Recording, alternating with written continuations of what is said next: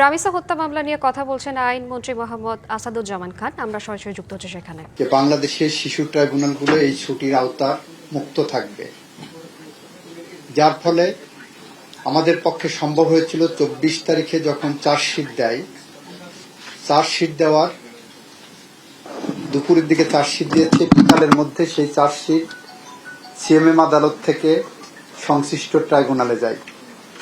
24 তারিখেই সংশ্লিষ্ট ট্রাইব্যুনাল আপনার 1 জুন চার্জ ফ্রেমের জন্য দিন ধার্য করেন। এর মধ্যে অন্য কিছু ফর্মালিটিস থাকে, তার একটি হলো আসামি পক্ষ কোনো আইনজীবী দেয়নি বা ঢাকা বারের সিদ্ধান্তের কারণে কোনো আইনজীবী আসামি পক্ষের দাঁড়াতে হয়তো সম্মতি দেননি। যে আইনে মৃত্যুদণ্ড থাকে, আমাদের বিধান হলো রাষ্ট্রপক্ষ থেকে আসামি পক্ষকে একটা আইনজীবী দেওয়ার। আমরা 24 তারিখে বিশেষভাবে রাষ্ট্রপক্ষে একজন আইনজীবী নিয়োগ করেছি, যাতে করে ন্যায় বিচার প্রশ্নে কোনো প্রশ্নবোধক চিহ্ন না থাকে। সেই প্রেক্ষাপটেই 24 তারিখেই আমরা রাষ্ট্রপক্ষে আইনজীবী নিয়োগ করেছি আসামির জন্য।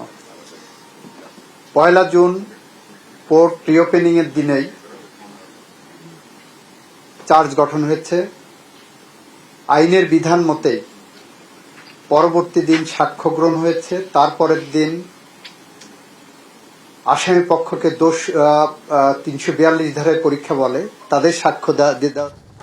রামিসা হত্যা নিয়ে অ্যাটর্নি জেনারেল কথা বলছেন। আমরা সরাসরি যুক্ত হচ্ছে সেখানে। তাৎক্ষণিকভাবে বাস্তবায়ন হয়ে যাবে না যতক্ষণ পর্যন্ত নিম্ন আদালত এবং বিচারিক আদালত, নিম্ন আদালত বলাতে বিচারিক আদালত যতক্ষণ পর্যন্ত এই রেফারেন্সটি হাইকোর্টে পাঠাবেন এবং হাইকোর্ট যতক্ষণ পর্যন্ত সেটি মৃত্যুদণ্ডটা সুনিশ্চিত না করবেন ততক্ষণ পর্যন্ত কিন্তু মৃত্যুদণ্ড কার্যকর হবে না। আমাদের অফিসের পক্ষ থেকে, অ্যাটর্নি জেনারেল অফিসের পক্ষ থেকে আমাদের অবস্থান হচ্ছে, আমরা দ্রুততম সময়ে রেকর্ড প্রাপ্তির পরে আমরা চেষ্টা করব যে মামলাটি শুনানির ব্যবস্থা করতে। সেক্ষেত্রে হয়তো পেপার বুক করতে হতে পারে, হয়তো মাননীয় প্রধান বিচারপতি বিশেষ ওনার সঙ্গে সাক্ষাৎ করার প্রয়োজন হতে পারে এবং ওনার বিশেষ নির্দেশনার প্রয়োজন হতে পারে।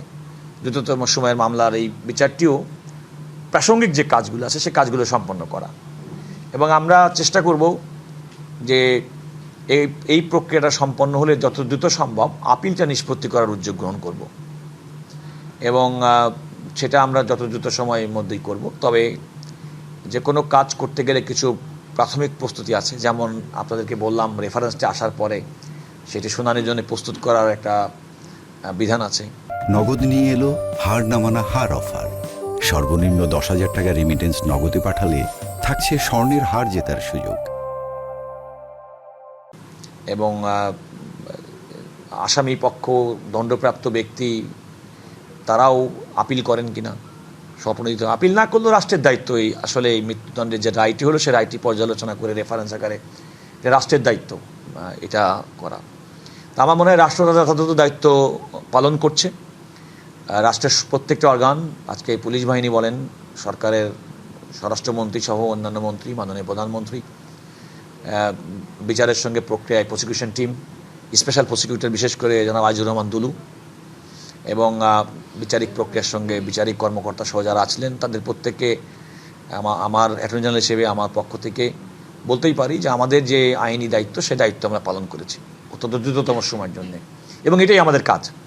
এভাবে আমরা যদি মনে করি যে একটা সুষ্ঠুভাবে আমাদের বাংলাদেশ পরিচালিত হবে, বাংলাদেশে ন্যায় বিচার সুপ্রতিষ্ঠিত হবে, মানুষ ন্যায় বিচার পাবে, বিচারিক প্রক্রিয়ায় বিলম্ব ঘটবে না, সুবিচার সুনিশ্চিত হবে, এগুলো করতে গেলে আমাদেরকে প্রোঅ্যাক্টিভলি এভাবে কাজ করতে হবে। আমার মনে হয় রামিসার ক্ষেত্রে রাষ্ট্রের যন্ত্র সর্বক্ষেত্রে সবাই কিন্তু একইভাবে অত্যন্ত সক্রিয়ভাবে ভূমিকা পালন করেছেন বলেই আজকে এত দ্রুততম সময়ের মধ্যে এমন নির্মম একটা শিশুর ধর্ষণ এবং হত্যাকাণ্ডের বিচার, আমি বলবো সুবিচার আমরা পেয়েছি। এখন এটা যদি চিফ জাস্টিস বিশেষ ব্যবস্থা না নেন, সেই ক্ষেত্রে নিয়ম অনুযায়ী যে ব্যাকলগ আছে সেই হিসাবে কত বছর লাগতে পারে এটা পেপার বুক প্রস্তুত হয়ে ডেথ রেফারেন্সের শুনানি হতে? কারণ আমরা দেখেছি সেই মিন্নি, নুসরাত, এগুলো এখন পর্যন্ত নুসরাতের তো হিয়ারিং মাঝখানে যেহেতু কোর্ট বেঞ্চ ভেঙে গেল, মানে এটা এখন আসলে কতদিন লাগতে পারে? আপনি যে কথাটা বললেন সেটা তো হচ্ছে আমাদের দেশের নানা বাস্তবতায় আপিল নিষ্পত্তির ক্ষেত্রে বিলম্ব তো ঘটেই, আমি তো এটা অস্বীকার করার কোনো সুযোগ নেই।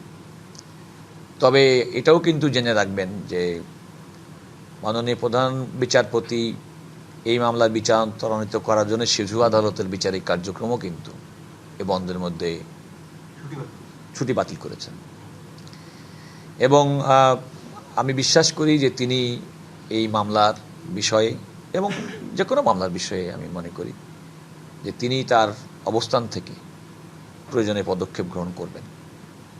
মাননীয় অ্যাটর্নি জেনারেল, আমরা আসিয়ার ক্ষেত্রেও দেখেছিলাম যে এটা তো দ্রুততম সময়ে, তো আসিয়ার মামলাটাও খুব দ্রুত বিচার শেষ হয়েছিল, কিন্তু তারপরে প্রক্রিয়াটা মনে হচ্ছে যে আটকে গেছে। এরকম অসংখ্য মামলায়, চাঞ্চল্যকর মামলা আমরা দেখি যে হয়তো জনপ্রত্যাশার চাপে বা গণমাধ্যমের চাপে আমরা বিচারিক আদালতে দ্রুত হতে দেখি, কিন্তু হাইকোর্টে এসে সেটি আর সেভাবে এগোয় না এবং শাস্তিটা কার্যকর হয় না, যেটি মানুষের মূল অভিযোগ যে শাস্তি দ্রুত কার্যকর হয় না কারণেই এই অন্যায়গুলো একের পর এক ঘটে যায়। সেই জায়গায় রাষ্ট্রের কি করণীয়, আপনারা দ্রুততম সময়ে করার জন্য কি করবেন? দেখুন, আমার মনে হয় যে এটা তো বাস্তবতা।